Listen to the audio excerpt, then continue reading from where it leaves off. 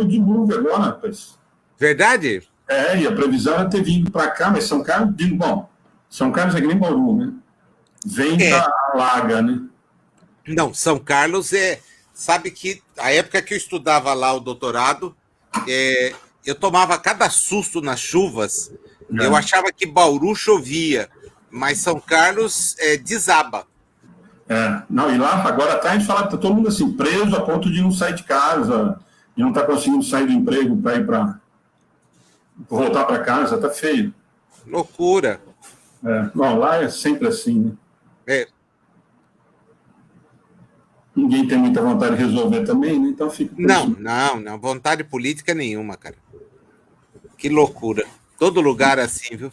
Enquanto tiver, pelo menos tem campanha para fazer, né? Prometer que vai arrumar, né? E lá eles têm administração de todo tipo, né? Já tiveram de tudo quanto é tipo. De tudo que foi possível e imaginável. Pelo menos a história minha em relação a São Carlos é de ver sempre gente diferente de tudo quanto é partido.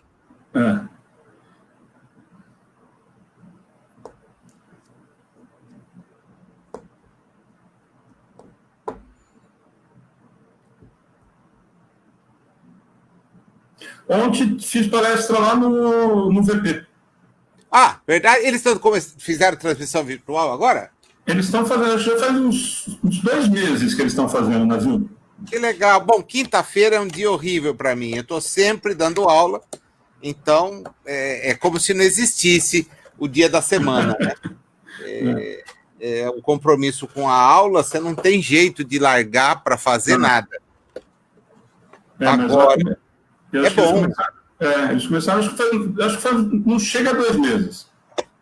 Só na quinta ou tem outros dias também? Eu acho que é só na quinta, Nazinho. Eu acho que é só na quinta. Era o tradicional deles, né? O domingo veio como segunda opção, mas... E é um cenário complicado, né? Porque a gente não tem previsão de volta. Nós já definimos, pelo menos assim, num primeiro momento, que até março nós não vamos voltar ao presencial, né? Sei. E assim, colocamos até março só por uma questão de agendamento de palestras do ano que vem, né? Mas eu, assim, no meu otimismo todo, eu não acredito nem que em março a gente consiga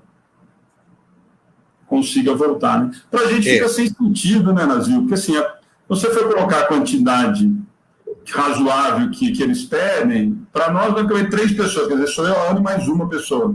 É isso. Aí fica como tá.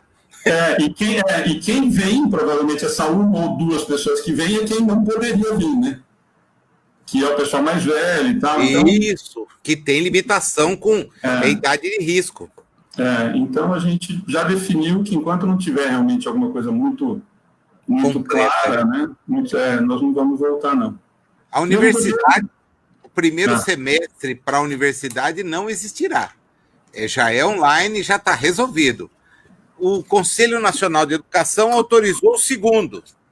Então, cara, pode esquecer, né? A Carolina falou que o semestre primeiro já era, no ano que vem, né? Lá na Federal. Nós vamos pensar só em segundo semestre, se der. Se der, né? Com vacina. Com vacina e com muita gente imunizada, certamente dá para voltar. Na verdade, a gente não sabe direito, né? Isso que o pior de tudo, que eu acho mais assustador, é que a gente ainda não tem noção do que é de verdade, como é que a gente faz, né? Ninguém... Chutômetro. Tudo palpite, tudo conversa de atravessado. Então, nós resolvemos que, pelo menos até esse período, nós não vamos voltar, não. Eu acho mais coerente, viu, Alexandre? Sinceramente, acho muito mais coerente que a gente respeite. Até para amanhã não ser acusado de ter posto em risco quem nós deveríamos ter preservado, né? Sim. E mesmo fazendo falta, né, Brasil? Não sei, a gente tem conversado bastante disso. De uma forma ou de outra, está dando para suprir, né? Claro que faz falta o contato, de estar perto, não sei o quê, mas está dando para contornar, né, de uma forma ou de outra. Eu acho que está conseguindo fazer, né? Então, com certeza, com certeza. Bom, mas eu acho que deu tempo do pessoal começar a entrar aí, já tem um monte de gente ajudando a gente.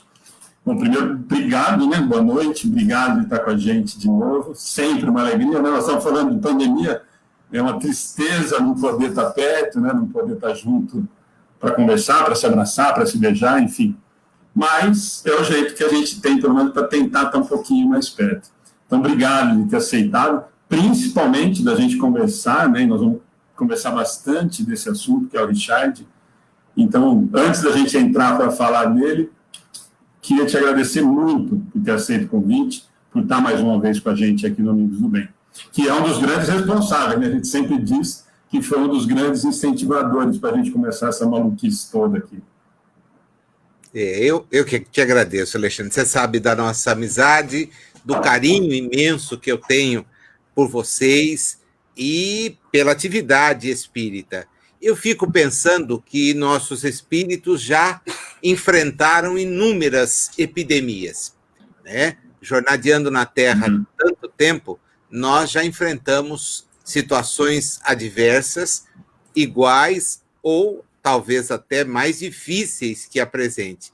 O que facilita hoje? É justamente essa possibilidade do contato, né? Há tempos, na epidemia no começo do século XX, as pessoas iriam saber das notícias muito tempo depois dos fatos.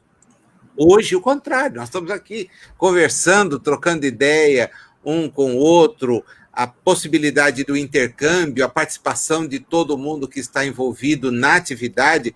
Puxa, esse recurso tecnológico faz com que, embora nós estejamos diante de um momento muito difícil, é fácil nós mantermos a esperança, a conexão e aguardarmos uma solução, né?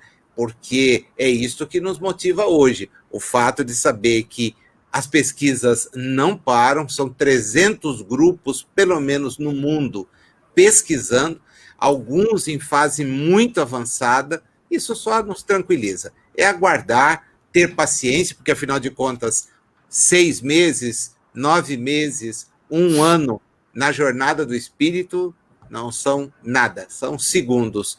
E a gente tem que ter paciência e seguir em frente. Verdade. Bom, Nasil, nós conversamos e aí resolvemos bater um papo a respeito dessa figura que eu sempre digo, quarta-feira eu acabei me exaltando um pouco no estudo, porque, na minha opinião, além do carinho, mas esquecendo o carinho, a proximidade e a gratidão que eu tenho pelo Richard, na minha opinião, é um dos grandes nomes da doutrina e muito pouco falado, muito pouco citado, muito pouco conhecido dentro do movimento espírita. A gente acredita, assim, as pessoas que tiveram a oportunidade de conhecer o Richard ou de ler a obra, ainda é muito pouco. A gente vê, o que eu me exaltei na quarta-feira, é que a gente está vendo um movimento espírita extremamente glamouroso em relação a tudo isso, onde a gente está vendo uma valorização muito grande de algumas pessoas, né, e não do trabalho, e o Richard, eu acho que ainda muito distante dessa importância que eu acho que deveria ter. Então, para a gente começar esse bate-papo, eu gostaria muito, primeiro, que, assim, embora possa parecer estranho, mas que você apresentasse o Richard um pouquinho, porque tem muita gente que já ouviu falar do Richard, mas, assim, umas falam assim, nossa, encontrei tal pessoa e falou, nossa, mas você é lá de Bauru, lá da terra do Richard, e outras você conversa e fala assim, eu já ouvi falar. E eu acho que ele tem um trabalho, e é um nome tão forte dentro da doutrina, me atrevo a dizer que realmente um dos principais que eu conheço, ou que eu procuro tentar estudar um pouquinho. Bom, Alexandre, o Richard renasceu num século em que o movimento espírita ganhou corpo. Eu tive a impressão, pelos anos de convivência, e não foram poucos, é melhor não dizer quantos, para não deixar o pessoal assustado pela idade, né? Mas o fato é que esses anos de convivência me fizeram perceber que ele era um espírito que trazia informações muito claras a respeito da questão do papel que deveria desempenhar. E era um papel concentrado mesmo numa tradução de maneira simples de conhecimentos altamente profundos. Ele usava uma expressão muito interessante, que era difícil escrever fácil.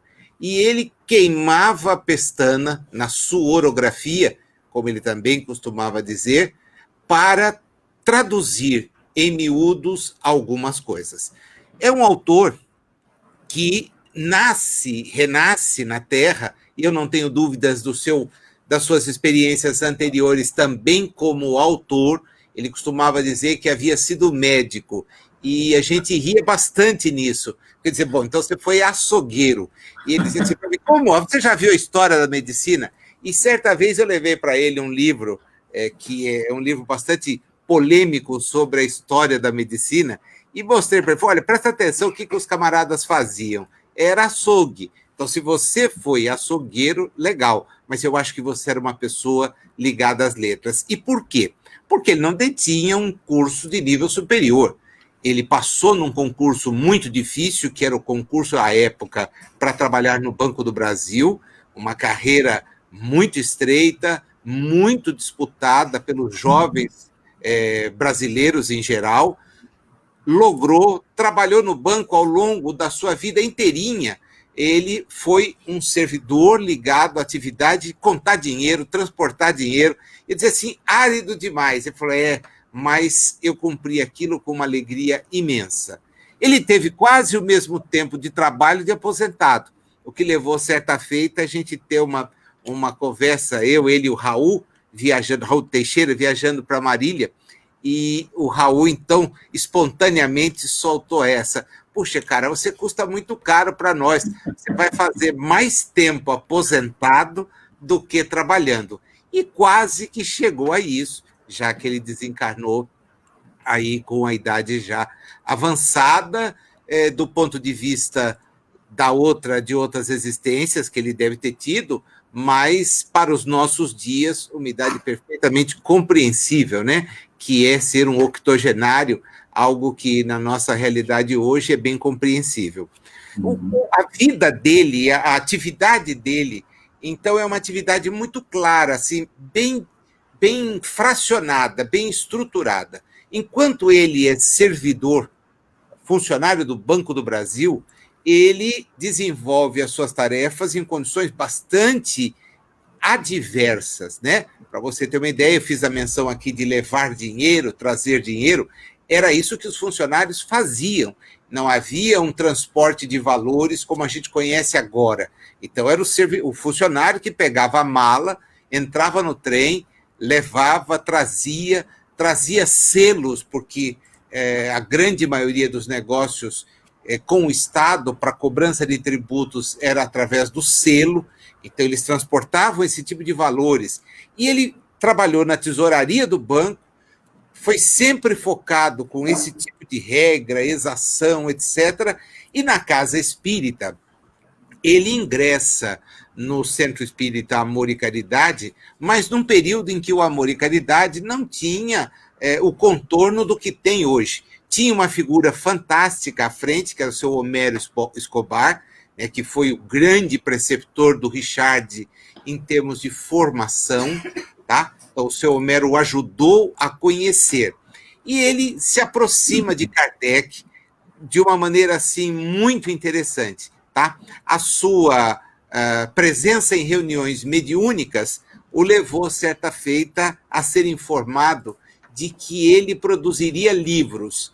E ele, então, contava, né? Ficou super assim, chateado, porque ele era, né, na expressão, e espiritualmente a gente não muda, tímido, extremamente tímido, e tinha o problema da visão. Então ele dizia assim, como é que eu vou escrever? Como é que eu vou divulgar um livro?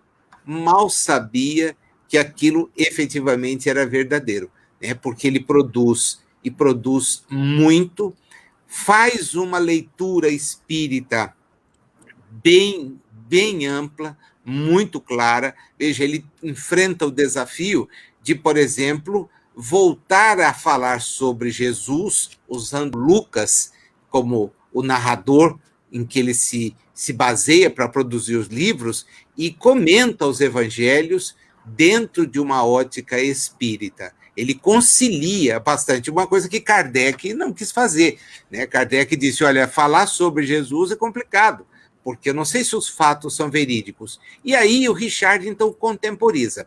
Agora, a obra é muito vasta, ele é muito preocupado com temas da atualidade, então tem livros que enfrentam isso, é muito, muito preocupado com a questão do suicídio. Eu já tive a chance de falar, e mais de uma vez, a respeito dessa preocupação dele com o suicídio. Ele produz obras e trabalha no sentido de desenvolver isto. E tinha uma verdadeira ficção, né, assim, extremamente ligado em desmistificar os temores da pessoa. Então, quando você pega um livro como Quem Tem Medo da Morte, o seu best-seller, você vai ver que ele busca, através das brincadeiras, e fez palestras durante 30 anos a respeito desse assunto, todo dia, 1º de novembro, ele vinha para tentar quebrar esse temor que as pessoas têm de voltar para onde somos, né? Então, pode ser que as nossas experiências anteriores não tenham sido tão boas como a gente imagina.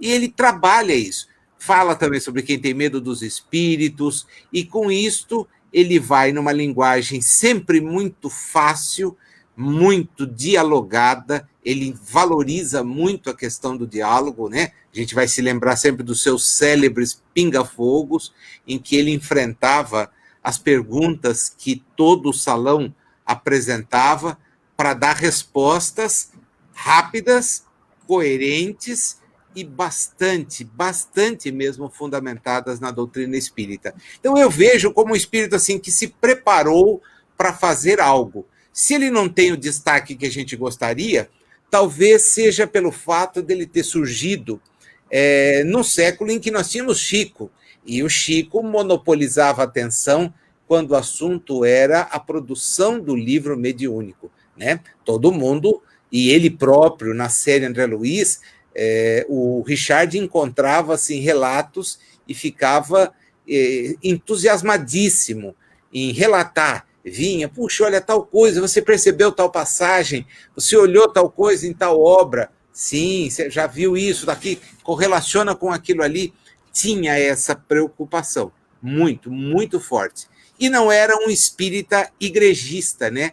Então, ele, ao lado do Herculano, ao lado do Carlos Impassaí, ele, no Brasil, conseguiu produzir um espiritismo não igrejeiro, o que não é fácil, porque as casas espíritas são igrejeiras, e isso atrapalha, porque Kardec é a racionalidade. Aí o sujeito vem com rituais, com certas coisas, ele trabalhava contra isso. De vez em quando ele ficava entusiasmado, né, e produzia palestras atacando a fila do passe. Ela chegava numa segunda-feira e detonava o passe. Resultado, a fila diminuía por 2 semanas. Aí voltava. Falava, eu não posso ficar atacando o tempo todo. Deixa lá, então vou para a Câmara de Passes ajudar a aplicar o passe para ser mais rápido e objetivo e evitar outras coisas. São jeitos, mas é uma figura fantástica, né? A obra dele fala muito daquilo que ele é, né? Daquilo que o seu espírito pensa e daquilo que ele nos traz.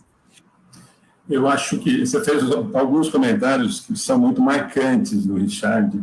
Eu sempre ouvi muito, quando cheguei de São Carlos e fui abraçado pelo SEAC, um deles foi, porque é muito complicado, porque a gratidão que eu tenho, não só por ele, mas por você, pelo seu Leopoldo, enfim, fui muito bem acolhido pelo SEAC, mas sempre ouvi alguns comentários do Richard, mesmo depois de começar a frequentar o Amor e Caridade.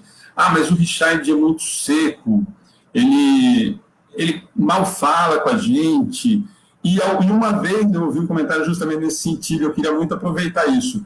Mas ele não fica, o comentário foi exatamente esse, ele fala muito difícil e ele não fica fazendo aquelas coisas que a gente gosta, de ficar floreando muito. A resposta, eu lembro perfeitamente do Pinga Fogo, que foi fantástico, que as respostas do Richard no Pinga Fogo, eu acho que foi tanto tempo, né, e é compreensível isso, que chegava num determinado ponto que ele falava, é isso e vamos para a próxima.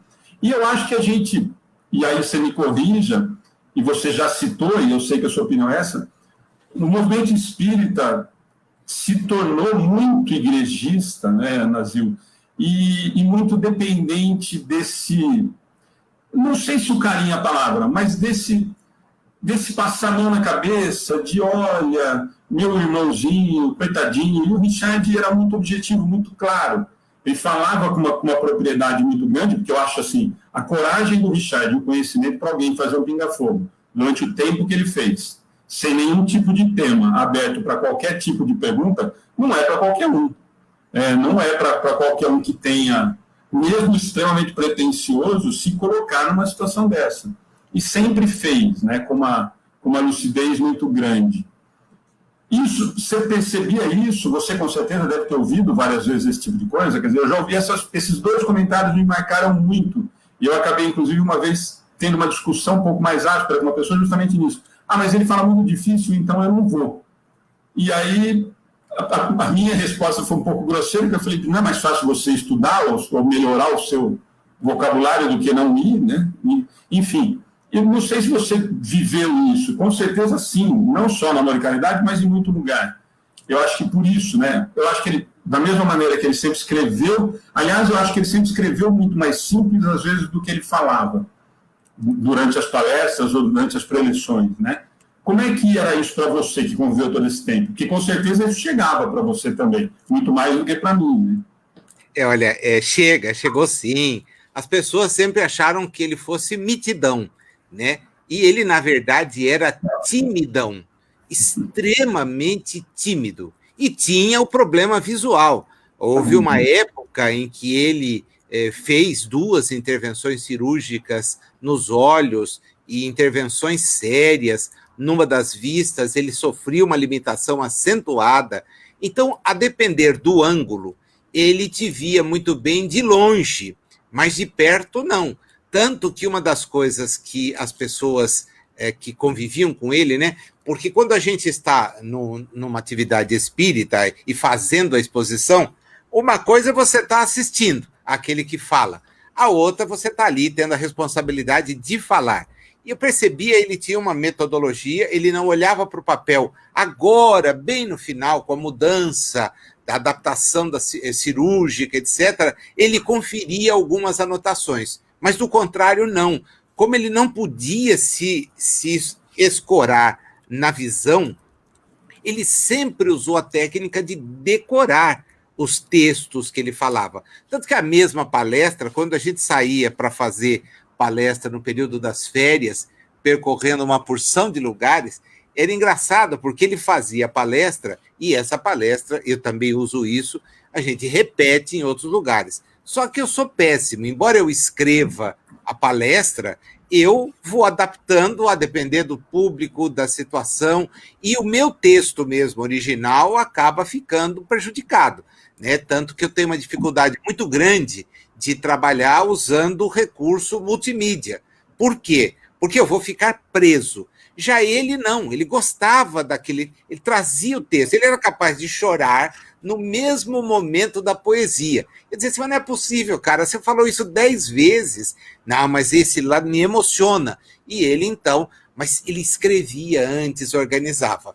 Falava difícil no sentido de ser inacessível? Não, pelo contrário. É que as pessoas têm uma dificuldade imensa. As pessoas criticam Kardec, acham que Kardec é difícil. Evidente.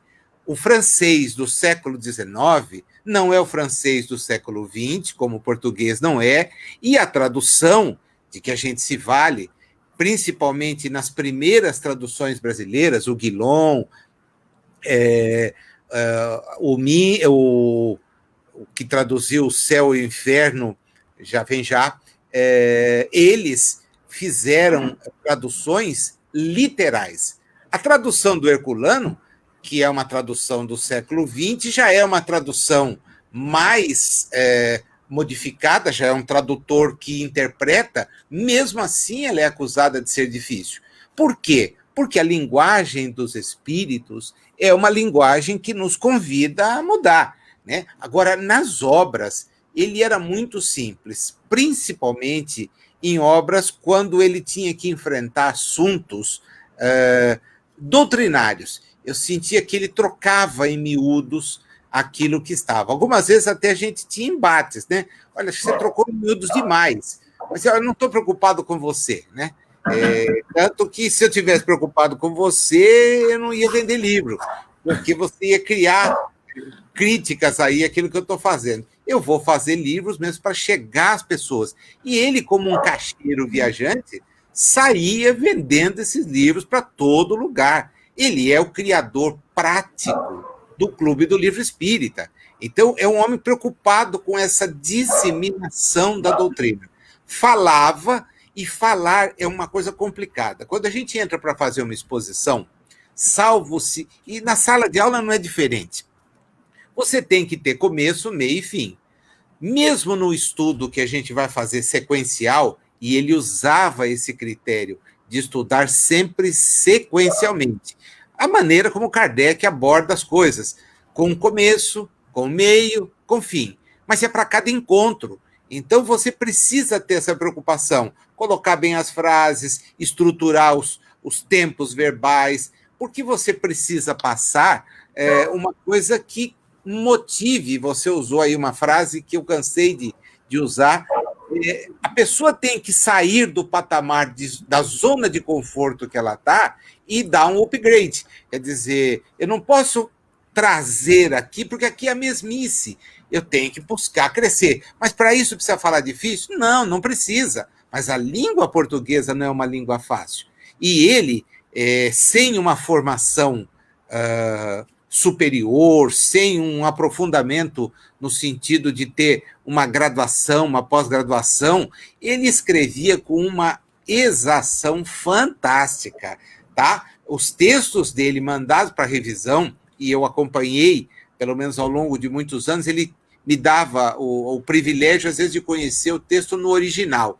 Mandava o arquivo, olha a sinceridade dele, a honestidade de propósito. Ele me mandava o texto em Word, tal como ele tinha escrito. O que você acha?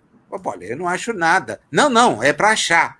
Então, às vezes, a gente achava. E ele, com a maior da boa vontade, explicava, etc. Na construção de frases, no fechamento de raciocínios, cara, fenomenal. Uma linguagem fluida, que faz você ler e gostar do que está lendo. Ele não dava muito bem com romance, mas por uma questão muito simples, ele é muito metódico. Então, o romance dele tinha o final cantado. Né? Quando ele escreveu o primeiro deles, O Vaso de Porcelana, que começa em janeiro e termina em dezembro, eu falei, assim não tem graça. Quando eu peguei o livro, assim não tem graça. Nossa, você vai me esculhambar? Eu falei, não vou me esculhambar. Sei que eu prefiro você escrevendo sobre doutrina. Não, mas o livro é doutrinário. Eu sei que o livro é, mas o livro tem 12 capítulos com meses. Quer dizer, como é que você resolveu a coisa? Lê primeiro. E fui ler, realmente eu tinha sido, em certa parte, injusto. Mas ele não tinha essa verve para o romance. Se a gente pega o que é o romance, sabe que o romance exige essa viagem de quem o escreve. Evidente que pega situações do cotidiano, mas dá um trato ficcional àquilo que está tratando. Ele não era assim, ele é racional. Um camarada que era tesoureiro do banco, você não vai imaginar que ele fosse um declamador, um poeta, embora ele fosse um bom declamador do que guardava, né? Mas ele era, assim, metódico no escrever. Agora, a maneira de expor, de enfrentar o pinga-fogo, eu vejo gente se dispondo a fazer pinga-fogo e fica assustado, porque, primeiro, é necessário ter um conhecimento muito, mas muito profundo. Quando o Leopoldo começou isso no domingo, nós tivemos embates assim seríssimos, porque não há espaço num pinga-fogo, como o nome diz, para enrolação. Quer dizer, você conhece o assunto? Conheço. Você dá a resposta. Você não conhece? Você pede licença e diz, olha, eu vou estudar e depois eu trago a resposta. E outra, as pessoas não querem saber o que nós achamos, porque eu não estou fazendo um pinga-fogo para saber o que o Nazil acha. Eu tenho que falar aquilo que a doutrina fala. Agora, conhece-se a obra de Kardec? Não. Não, não conhece. Já leu a revista espírita de cabo a rabo, aprofundando? Não. Como é que vai falar de espiritismo assim? Como é que vai dar palpite? Ah, então vem bobagens. E bobagens ele não admitia, né? Nesse ponto, era uma coisa assim, muito, muito criteriosa. Para falar, ele exigia que a gente tivesse preparo, estudo. Quando você pensava em dirigir um curso, nossa, cara, era uma coisa assim, vou dar um Coen. Eu quis fazer uma inovação uma vez e dar um Coen com base no Hermínio Miranda em Memórias do Diversidade de Carismas. Nossa, cara, ele me pegou num canto. Você sabe o que você está fazendo? Eu falei, você leu o livro? Os 2 volumes. Aí ele já viu que eu tinha lido, né? Eu falei, para mim, o Coen, que você insiste em fazer uma história, etc., ele está perdido. Isso, para mim, era uma coisa prévia. O Coen é para enfrentar a questão da mediunidade. E o Hermínio, me parece, e ele era um fã do Hermínio, declarado. É um outro autor que faz com que, então, a obra dele sofra um tipo de... Ele fica como que destinado a um público, que é o público de clube de livro, um grupamento diferente daquele que, por exemplo, um Deolindo Amorim escrevia. Você imagina, pegar a obra do Deolindo, a gente fica abismado, porque o Deolindo era um filósofo sem ser. Um Herculano Pires, um filósofo. E gente de uma envergadura, de um entendimento, assim, faz com Kardec um desabrochar. O Richard escolhe um filão. Ele pega Kardec e traduz em miúdos. E acho que faz muito bem. Lá no episódio do Diversidade do Carisma, então diz para ele, olha, a questão toda é entender que somos espíritos. Nós podemos trazer manifestações que são fruto da exaltação dos nossos espíritos. É o Hermínio falando da diversidade dos carismas, quando ele fala das questões anímicas, que não são problemáticas. O problemático no espiritismo é charlatanismo. Agora, animismo, não. Né? Por quê? Porque Kardec manda jogar fora 99 verdades para engolir uma mentira. O charlatão vive da mentira. O charlatão tem inspiração de espírito, o charlatão traz mensagem que é padronizada. Esse é o charlatão. Então, Kardec tinha horror de charlatão. Na revista, toda vez que ele topava com um charlatão em Paris, ele entrava em verdadeiro pavoro, porque as pessoas iam pegar aquilo e colocar como se fosse espiritismo. E não é verdade. Não é. Então, o Hermínio mostra o animismo e depois mostra, evidentemente, a mediunidade. Então, para ele, o que eu quero é falar só sobre isso. Tem sentido, mas a gente tinha que ter um curso preparatório. Então, vamos fazer o preparatório. Mas quem vai dar? Não sei. Aí não é problema meu, não tenho tempo para isso e nunca tive mesmo, né? Uma dificuldade, até hoje eu trabalho. Ele era aposentado, foi aposentado da aposentadoria, e eu não tinha essa facilidade de poder trabalhar com isso, mas eu vi, assim, um esforço muito grande dele. Olha, são mais de 60 livros. Você escrever 60 livros, alguns, como Quem Tem Medo da Morte, com mais de 250 mil exemplares vendidos, num país em que as tiragens são de 3 mil, você percebe que é alguém que traz uma mensagem que não é boba. Então, quando você no começo disse, parece que é um grande desconhecido, eu vou ser sincero, as novas gerações que estão vindo da realidade espiritual poderiam facilitar e muito o seu conhecimento espírita se tivessem a proximidade de alguns escritos do Richard. Eu não digo todos, né? Inclusive o que ele escreveu para jovens, não digo que seja esse o caminho, mas aqueles em que ele enfrenta sem medo de botar a cara na janela. Questões atuais, dando a leitura espírita, elas são muito seguras, cara, muito seguras mesmo. E se todas, né, Nazil, todas as obras, pelo menos as que eu consegui ler, que eu consegui pelo menos tentar estudar um pouquinho, todas elas, invariavelmente, sempre tem a preocupação muito mais doutrinária do que qualquer outra coisa. Quando ele vai falar, como você falou, toda aquela série que ele fala do Evangelho, que ele cita as passagens, que ele fala muito de Jesus e tal, sempre muito relacionado à racionalidade da doutrina. Você acha que isso, de repente, acabou criando um certo, não sei se medo é a palavra, mas uma certa resistência em relação a essa obra do Richard, por exemplo? Isso me encantou muito. Quando eu comecei a ler as obras do Richard e ele traz isso, foi uma das coisas que me encantou muito na literatura dele. Mas, se nós olharmos o que vem, né, e o mercado recheado de bobagens, como a gente tem visto, de achismos e de situações que não tem quase nada a ver com doutrina espírita, ele tem essa preocupação em todos os livros, sempre, até no romance que você falou. Assim, sempre, olha, isso daqui é isso daqui, isso daqui é isso daqui e ponto. Você acha que isso pode ter, de repente, afastado um pouquinho desse público igrejista que nós temos dentro do movimento espírita? Não resta dúvida, até porque esse público não vai sair desse lugar, né? Perdeu a reencarnação. Uma coisa é você se aproximar do espiritismo, a outra coisa é o espiritismo entrar em você. Essa frase do Divaldo nunca me saiu do esquecimento. Espíritas, todos podemos dizer que entramos no movimento. Agora, aqui, em que momento o movimento, a doutrina vai entrar em nós? Mudando a nossa forma de agir, porque é esse o grande problema. E aí é uma questão do Richard que eu sempre fiz questão de dizer, e a sua desencarnação, né, me fez experimentar assim, o conforto de ter dito isso na frente dele. O Richard é, para mim, um exemplo do espírita, no sentido de que faz aquilo que fala. Faz aquilo que fala. Ele não tinha essa diferença do fala o que eu digo e não faça o que eu faço. Ele fazia aquilo que ele divulgava. Extremamente espartano. Ele nunca gostou de congresso espírita.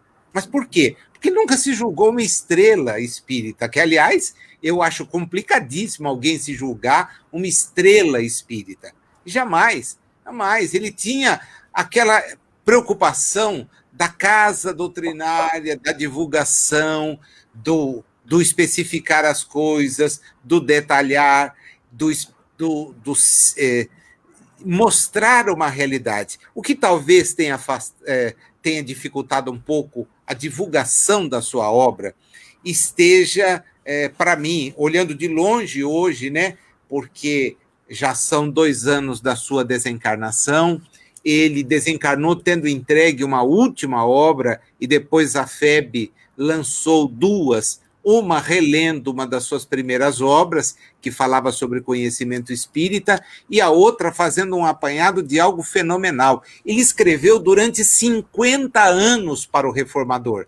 Ele foi a pessoa que, o autor brasileiro, que mais produziu textos para o Reformador. São 50 anos de artigos mensais. E ele dizia isso assim, com um ponto de preocupação, que ele falava, imagina que aqui eu falo no salão que tem 500 pessoas, hoje nem tanto, e quando eu escrevo um artigo para o Reformador, eu estou chegando na mão de cada assinante. Aquele assinante, se passar para mais uma outra pessoa, ele está levando a um universo imenso de pessoas que a gente está atingindo sem que essas pessoas estejam nos vendo. Então, eu tenho que escrever de uma maneira que elas leiam e saibam aquilo que eu estou escrevendo. Mas são 50 anos. E uma única vez, um texto dele voltou com uma recomendação e ele ficou chateadíssimo, porque ele disse, olha, não entendeu, o revisor não entendeu o que eu quis dizer. E ele insistiu, e a grande saída é que o texto foi publicado tal como ele tinha mandado, que ele tinha lá suas posições polêmicas, etc. Mas o que eu olho hoje, Alexandre, é que talvez tenha faltado para ele, e isso pode ser fruto do andar da carruagem, né? Porque ele produzia 2, há um ano que ele produziu 3 livros, e a média eram 2 anuais. Ele, então, premido por essa necessidade de produzir, porque os livros ajudavam a alavancar as atividades sociais do SEAC. O Richard, diferentemente de alguns autores que se afirmam espíritas, nunca pegou um centavo dos livros produzidos no centro. Nunca.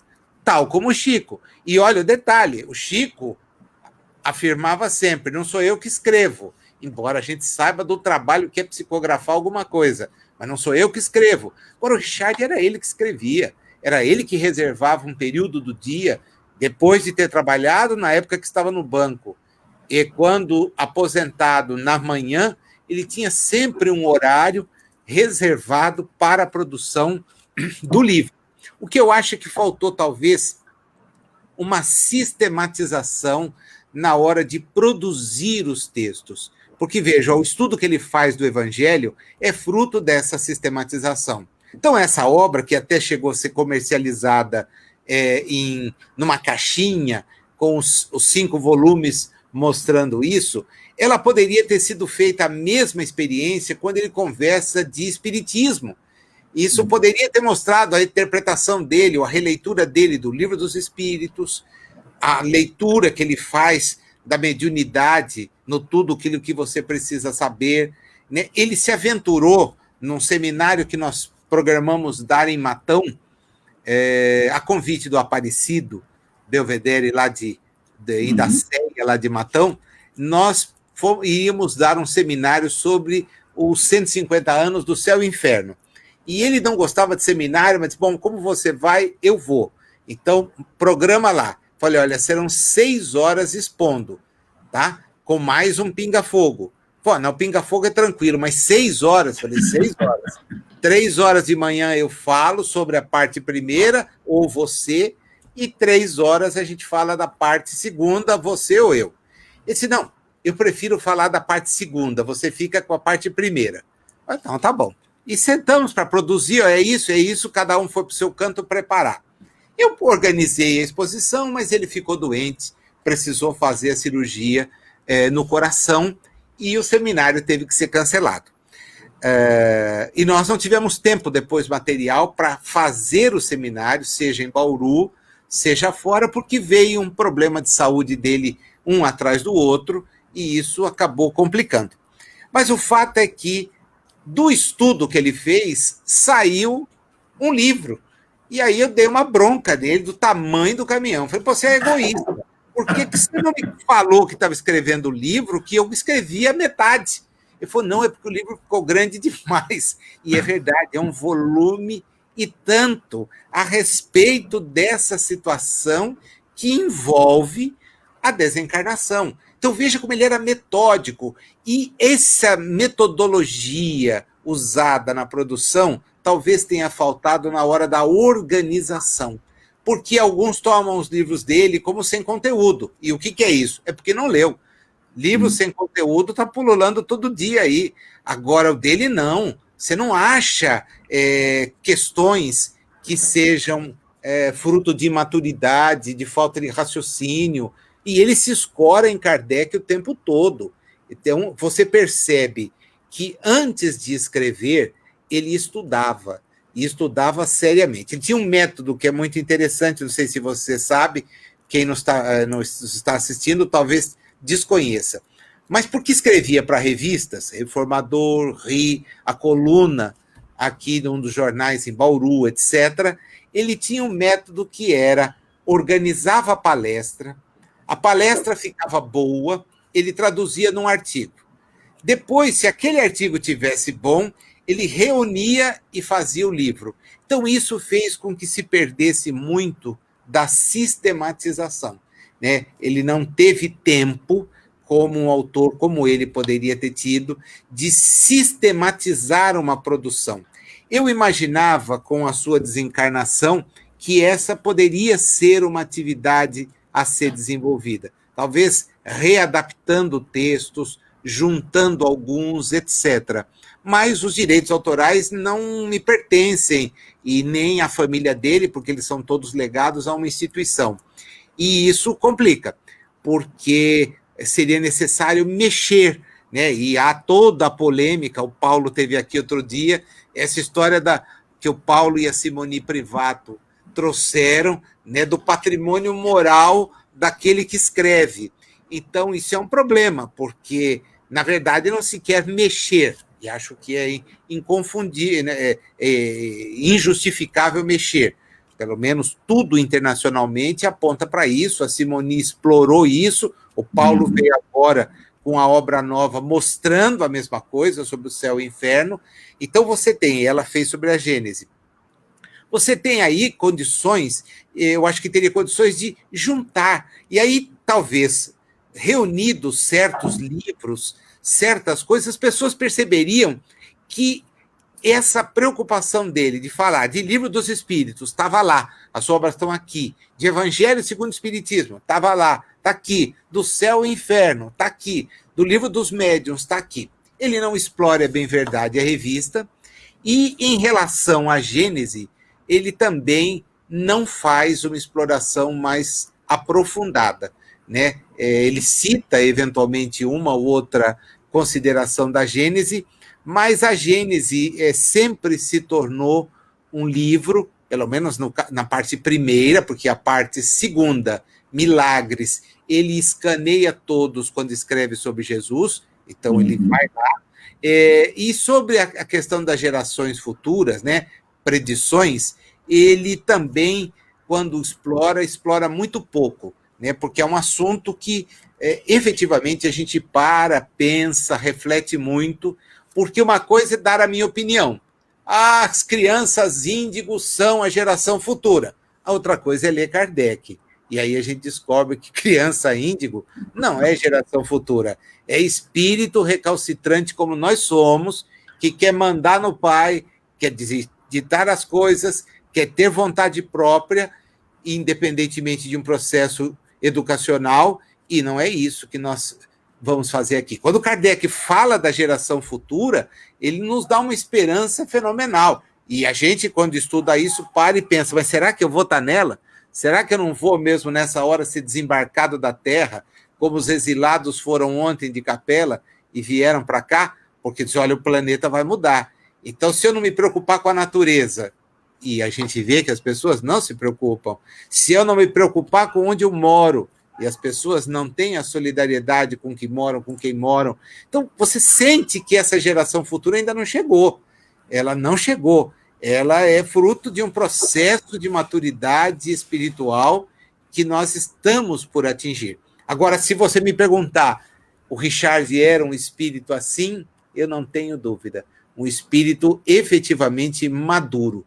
Quando ele fala que os mansos herdarão a terra, ele diz assim, Nazil, até a palavra é complicada, porque na língua portuguesa o sujeito pensa que manso é alguém que não se revolta contra as situações.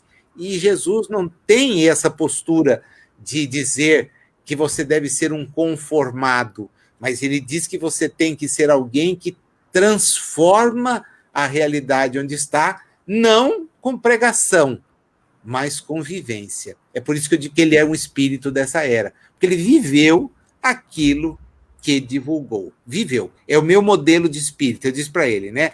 A humanidade tem Jesus, modelo e guia. E eu tenho você como meu guia. Modelo não, porque você é mais alto, etc. Aí vinha brincadeira, né? Eu mais largo. Mas era assim que a gente convivia. E apesar das nossas rusgas, que não foram poucas, doutrinárias, inclusive, a gente debatia muito, a nossa amizade me fez ter momentos assim muito felizes com ele, na convivência, menos do que eu gostaria. Como você, as pessoas também me perguntaram, você é lá de Bauru, do Richard? Sim. E aí, como é que ele está? Falei, não sei, porque ele fala segunda e quarta, eu falo domingo.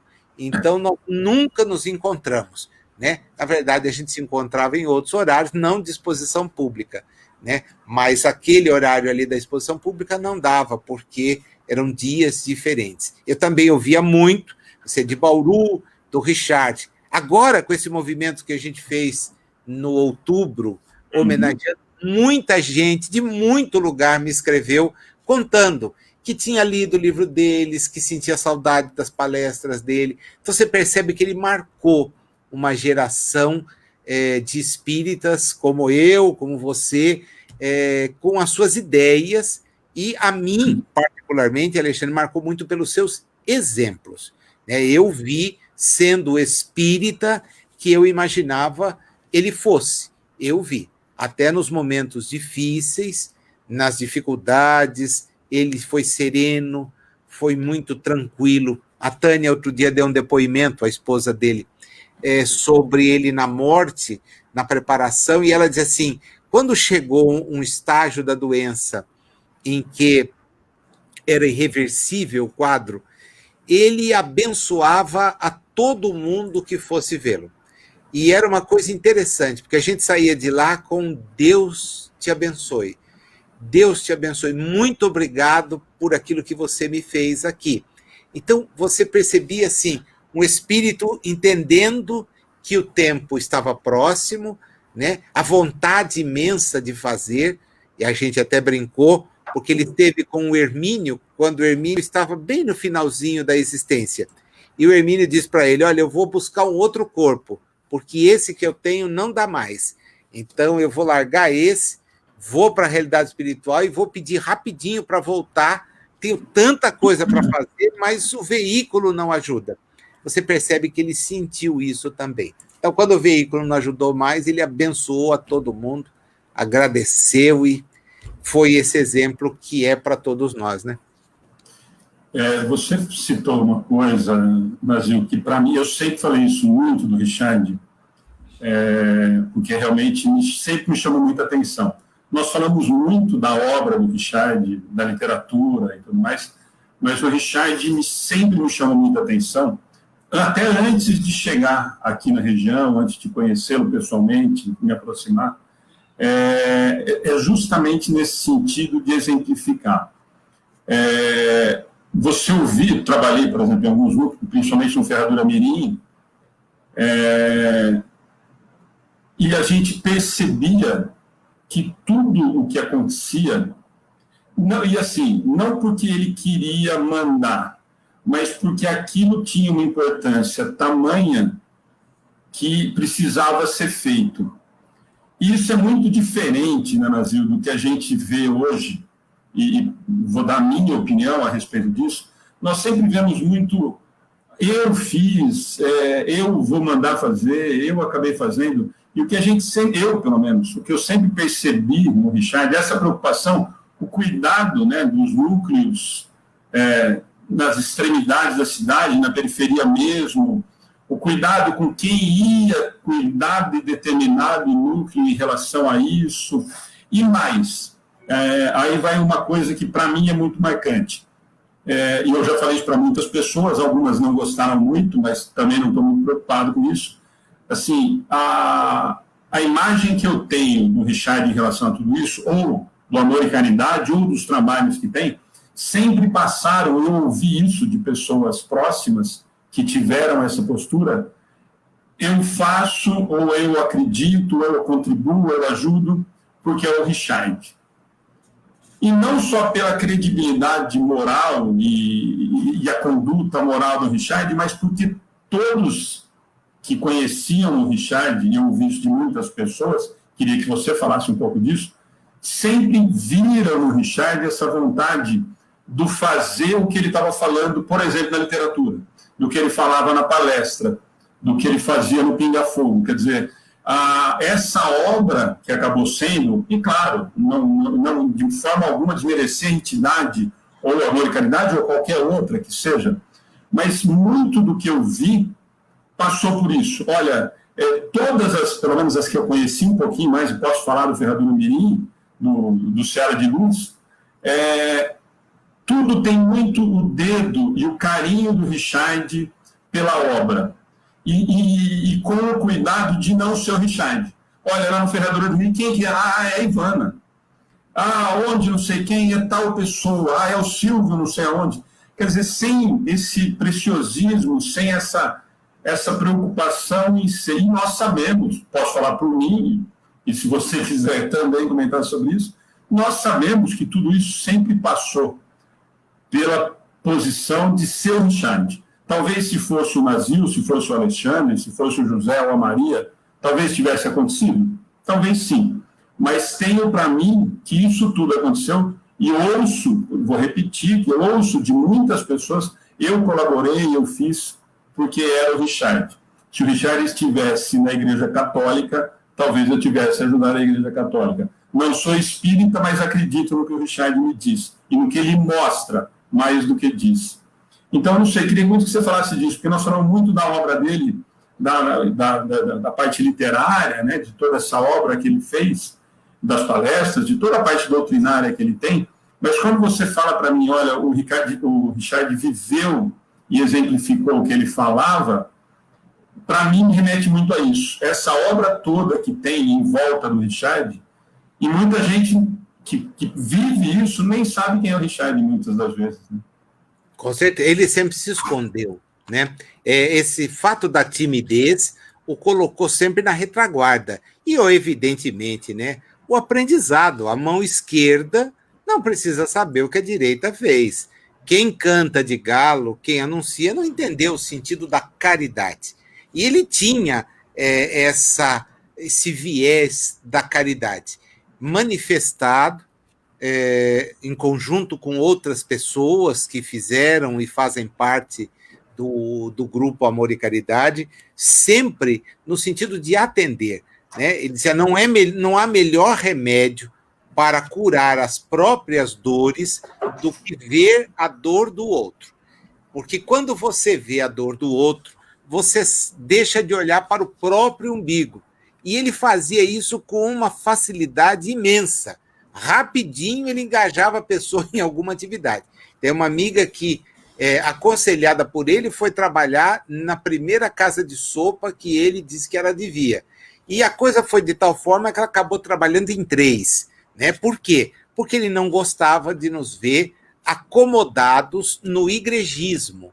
Porque quando você vai e só quer orar e vem a nós e ao vosso reino nada, você está voltando a um passado que a doutrina espírita quer romper. Fora da caridade, nenhum de nós pode esperar chegar em lugar algum. E como é que essa caridade se manifesta? Bom, em primeiro lugar, dentro de casa. Em seguida, num trabalho em favor de alguém que precisa, alguém que tem uma carência, que tem uma necessidade, e essa necessidade, ela não está no lugar, às vezes, em que eu moro, ela está longe.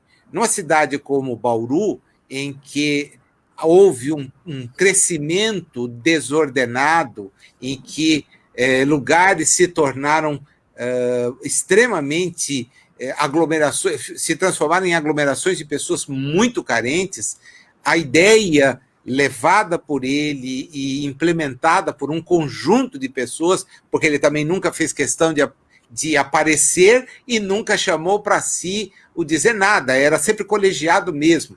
Isso foi colocado nesses lugares como um mecanismo de concretizar, porque o espírita não pode ir para dormir à noite, agradecer a Deus porque está no conforto e não saber da dor de alguém que ele tem ciência e está sofrendo.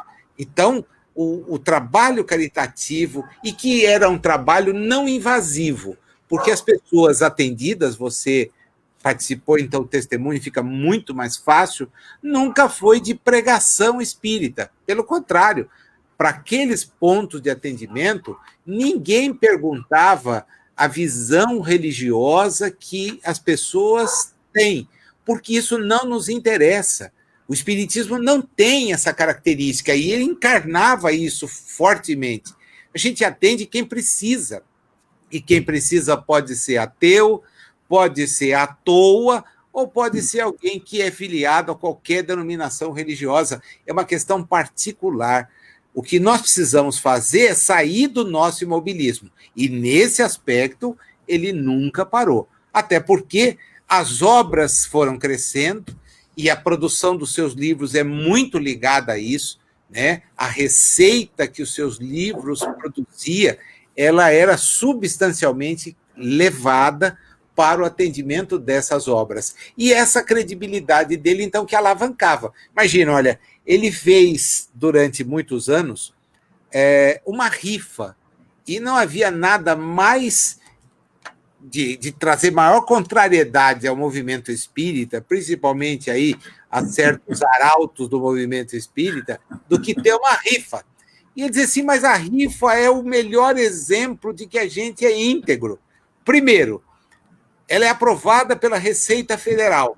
Então, você não tem uma rifa se a Receita Federal não vê aquilo que acontece. Segundo, toda a renda que vem dessa rifa permite a manutenção de atividades sociais. Você vai conseguir. Ele criou uma parceria em que as casas que vendiam a rifa ficavam com uma parte da receita. Então, havia muita casa no Brasil inteiro que aguardava a chegada da rifa do carro de Bauru para justamente poder trazer recursos para suas próprias atividades. E isso acabou. Mas o que fazia ter? A credibilidade, a entrega do prêmio, a foto, a divulgação. Olha, está aqui, não foi o primeiro, foi o segundo. Não foi o segundo, foi o terceiro. E nós estamos entregando. Numa época em que a gente não tinha as facilidades que dispõe, hoje a informação chegava. Os maiores parceiros na venda da rifa, por incrível que pareça, eu vou cometer aqui uma impropriedade, né? Não vou, lógico, dizer nomes, mas eram agentes fiscais de renda.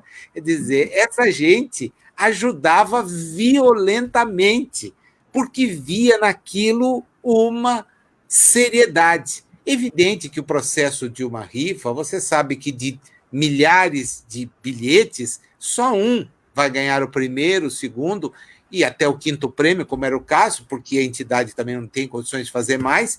Porém, o propósito daquilo era tão forte e revelava esse compromisso de atender, mas atender sem olhar a quem, como Jesus fazia. Então, ninguém vai perguntar se o sujeito vem daqui, vem da colar, se de noite ele vai para aqui ou para colar. Não, isso não interessa. Interessa que ele precisa do atendimento? Precisa. Ele quer a cesta básica? Quer. Ele precisa ter o acompanhamento para o filho durante o dia, porque não tem onde deixar numa creche? Precisa. Nós vamos acolhê-lo. Então, essa ideia fazia com que o Espiritismo, então, fosse mesmo a reprodução daquele ideal de Allan Kardec. Eu acho só que o crescimento, e aí todo crescimento tende a ser muito difícil de controlar, pode ter deturpado um pouco aquele propósito inicial. Kardec sempre preconizou, né? E a gente vê o Chico vivendo isso, salvo na fase final, quando tem que atender multidões, Herculano vivendo isso, o Hermínio fazendo isso, o Embaçaí, o Deolindo, grupos pequenos. Primeiro, porque há uma fraternidade muito grande, e isso é importantíssimo, todos se reconhecerem como irmãos e uns ampararem os outros, porque a gente não está todo dia numa boa. A gente tem dia que passa por dificuldades. E se você tem um ombro amigo no seu grupo mediúnico, na sua casa espírita, não vai ter coisa melhor. E numa casa muito grande, isso atrapalha. Porque você, às vezes, perde a referência. Onde está fulano? Quando descobre, desencarnou. Né? Teve uma doença, teve aquilo. É complicado. Então, isso foge um pouco de controle. Porém, as ideias são de extrema validade. Agora, eu vou me permitir dizer para você o porquê delas serem assim. Porque são espíritas. Então, você não percebe. E é aí que é bacana. Kardec, o professor Rivaio, não é Kardec. Porque o professor Rivaio era o sujeito que tinha assento em qualquer lugar de destaque na sociedade parisiense do século XIX. Ele era um intelectual. Agora, Allan Kardec, não, Allan Kardec era execrado. Ele disse, olha, mas não sou eu que tenho que aparecer aqui agora. O que tem que aparecer é a obra. E a obra apareceu. Ele se esconde no pseudônimo. O Richard se escondia mesmo na dele, ficava ali naquele jeitão tímido, excessivamente tímido, mas acompanhava. E a sua maneira de viver, exemplificando aquilo que falava, convence. Quem não convence é quem prega uma coisa e vive outra. Agora, aquele cara que você vê 1 ano, 2 anos, 10 anos, 20 anos, 40 anos, 50 anos, 80 anos, vivendo de uma maneira coerente, clara, que escondeu a sua vida, os seus problemas, as suas dificuldades, e ele as teve, né? Numa das últimas conversas nossas, quando ele me relata o problema do câncer, e aí nem numa dimensão que ele sabia qual era, e por isso não relatou. Esse cara, você é um cara muito chato, porque, olha, eu já vi gente morrer por um problema de visão, você teve 2. Já vi gente morrer de problema do coração, você teve 2. Agora, 2 cânceres é muito, você pegou tudo para você. E ele ria, né? Mas a gente percebia o nervosismo de alguém que percebe que as provas foram necessárias, pedidas e encaradas pelo seu espírito, sempre com muita sobriedade. Muita sobriedade. E ele teve duplicidade, né? Não era uma só, não. A vista com dificuldade dobrada, o coração que o levou ao estente, depois à ponte de safena, e os cânceres no intestino e depois o cerebral, que acabou levando à sua desencarnação. Mas aquela mesma disposição. A gente ficava conversando sobre o espiritismo, às vezes, num tempo que não encontrava amparo no relógio, né? Eu ficava com vergonha, porque, afinal de contas, visita é uma coisa boa, mas a gente tem que ter confiômetro. E o assunto ia embora, né? Por quê? Porque nós falávamos de algo que nos confortava. E eu via nas lições dele, nas colocações dele, exatamente essa coerência de alguém que não prega apenas, de que busca viver. E reconhecia, como várias vezes me disse, nós estamos muito longe, mas muito longe mesmo, de ter vivido da forma como a gente fala para as pessoas viverem. Porque a gente, quando expõe, fala de um modelo, e esse modelo para nós é Jesus. Nós estamos distantes demais de viver, nós ainda julgamos pessoas, nós julgamos situações, nós criticamos, e é algo que talvez não nos seja benéfico, por uma razão muito simples. Antes de pensar em corrigir alguém, eu preciso corrigir a mim mesmo.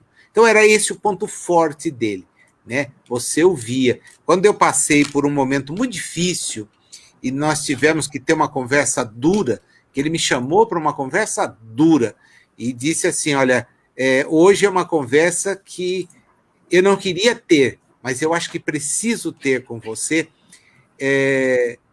Ele preparou todo o ambiente, contou, expôs as suas fragilidades para depois chegar e pegar as minhas. E pegou de um jeito assim de um irmão mais velho que mostra, você está sendo bobo. Tudo aquilo que a gente fala vai num sentido. Você está agindo num sentido diverso. Então, cara, desperta, né? Desperta, porque não é assim. Você vai se desequilibrar, e desequilibrado não vai a lugar algum. Era a maneira dele ver as coisas assim, muito lúcida, sabe?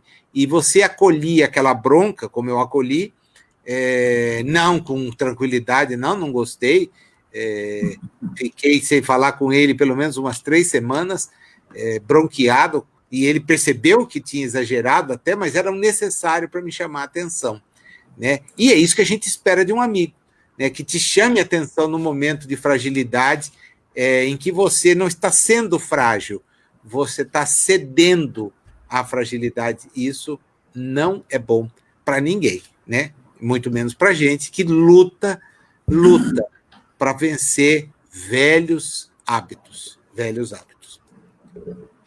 Bom, mas viu, o tempo é muito rápido, né, gente? Nós estamos a 1h10 conversando. Agora que eu olhei o relógio, Alexandre, brincadeira, o coitadinho que está em casa já pode sair. Desculpa, pegou a penitência do dia, tá? Que credo. Que bom. Brasil, tem uma pergunta que é inevitável, né, para a gente encerrar e até deixar para você fazer as considerações finais, que é uma pergunta que acho que você já deve ter respondido para pessoas próximas e para não tão próximas, que é uma dúvida natural. Existe uma preocupação, nós sabemos disso, nós escutamos isso muito do Chico, escutamos com todas as grandes personalidades que, principalmente falando em doutrina espírita, né, essa preocupação ou essa dúvida, essa curiosidade em relação, e aí, e agora, o Richard na realidade espiritual? Que trabalhava aqui, deve estar trabalhando dobrado lá. O Richard deu alguma comunicação? Existe alguma coisa nesse sentido?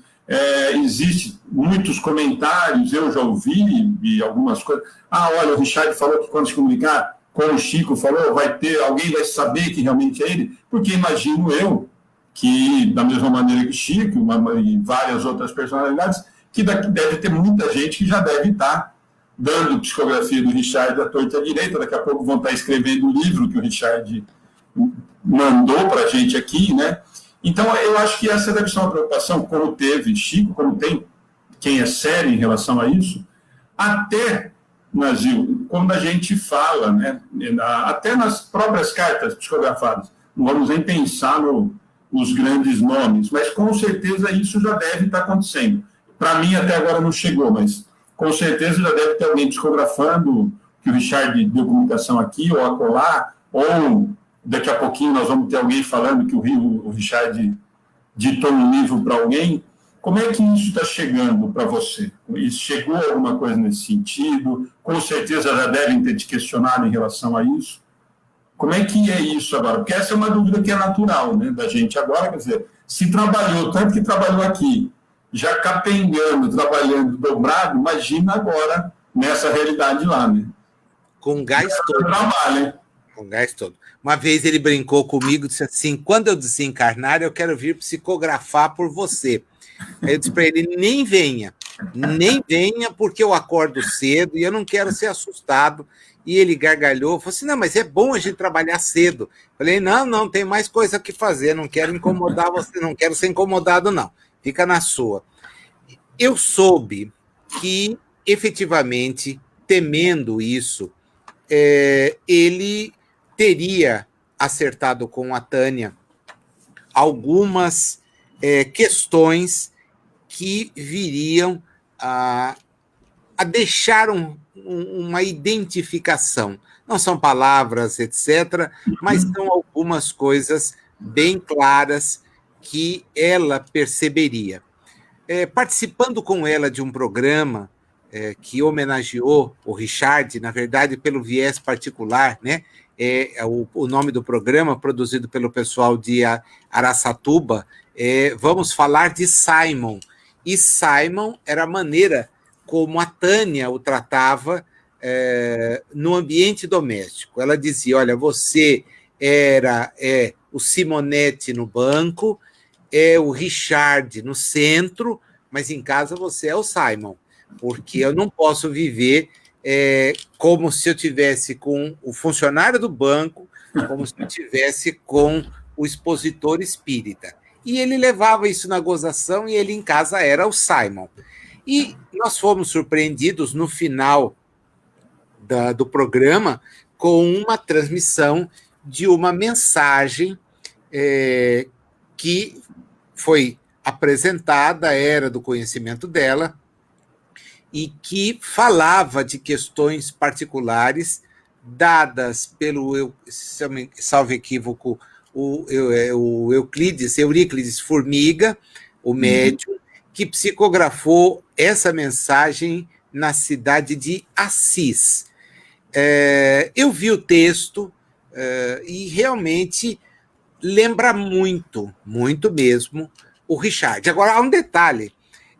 O espírito tem a faculdade de se vincular à última encarnação, de forma a ser compreendido, mas ele assume a potencialidade de todas as suas experiências, notadamente aquelas que são enriquecedoras do ponto de vista evolutivo. Então, é natural que talvez a comunicação soe muito mais profunda do que a mensagem que ele nos dava no dia a dia e que para muitas pessoas já era profunda.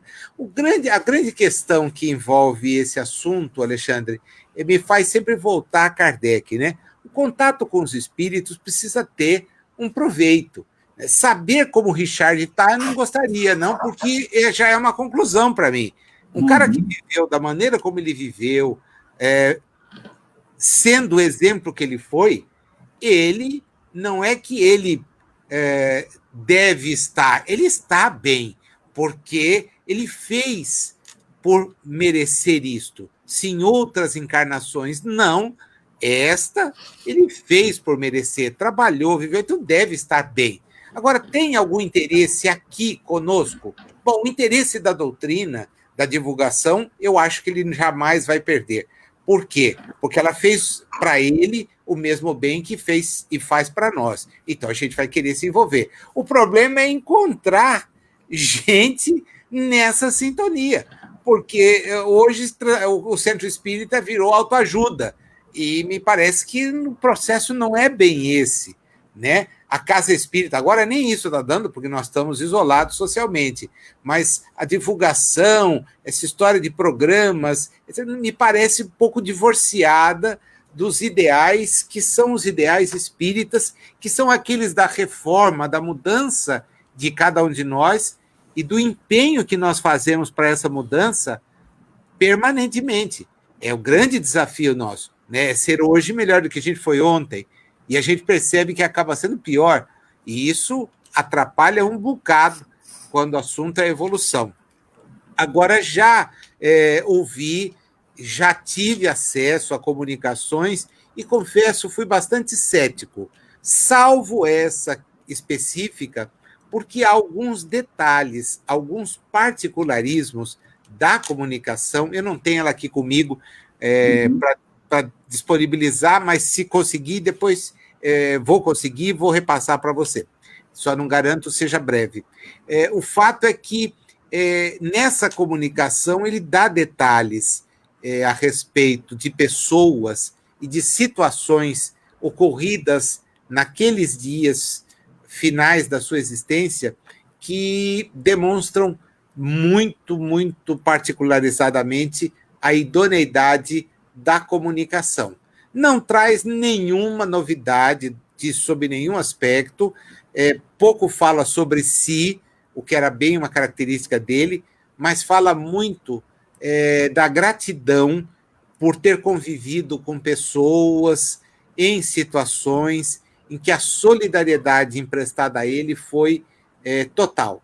Então, você percebe esse sentimento de gratidão.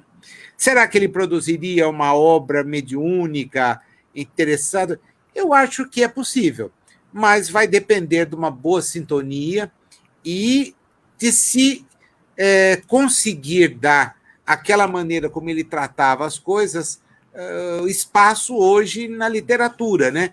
Porque eu tenho a impressão que a obra deixada por ele, se trabalhada daquela forma como agora há pouco eu dizia, setorizada, organizada, reunida,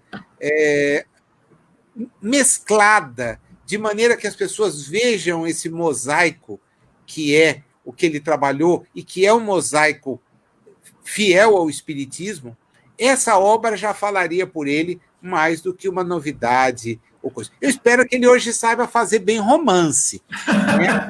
Defende, inclusive de livro espírita, horror, romance.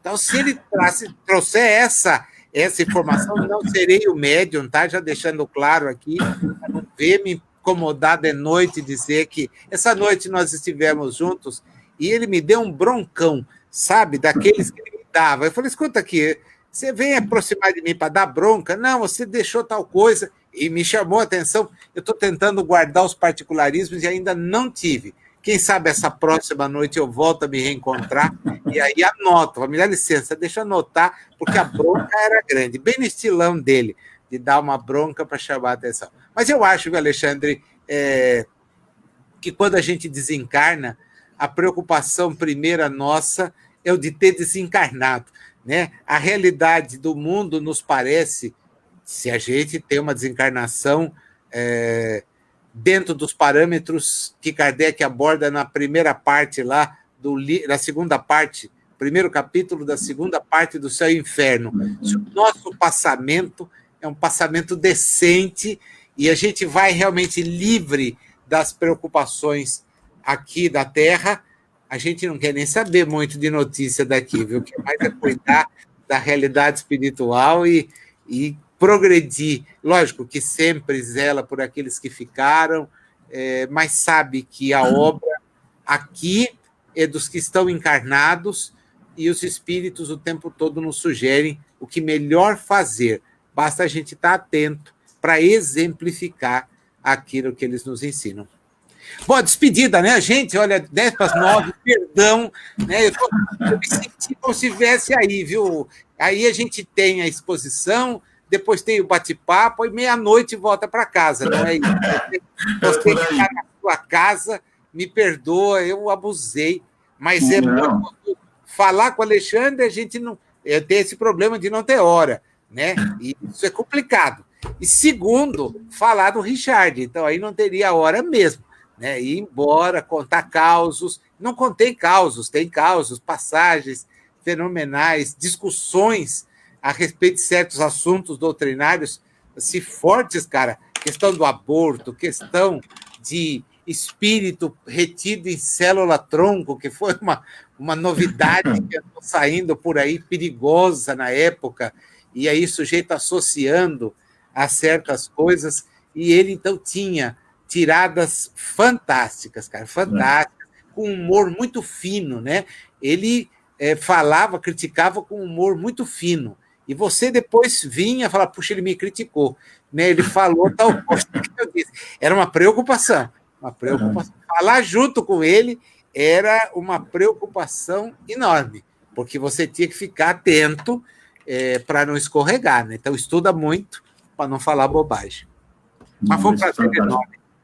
Um abraço. Mas aí você já deixou, você já escapou, já dançou, né? Porque aí, claro, que nós vamos ter que marcar outro, então, para os causos e para esses bate-papos. Porque é aquilo que eu te falei de verdade, Brasil. Eu acho que nós precisamos, de verdade, falar mais do Richard. Esse mês que a gente compartilhou as frases, as passagens do Richard, uma procura muito grande. Eu te mandei no final de semana que a gente encerrou, muita gente fazendo o que você comentou. Nossa, eu lembro, o primeiro livro que eu ganhei foi do Richard.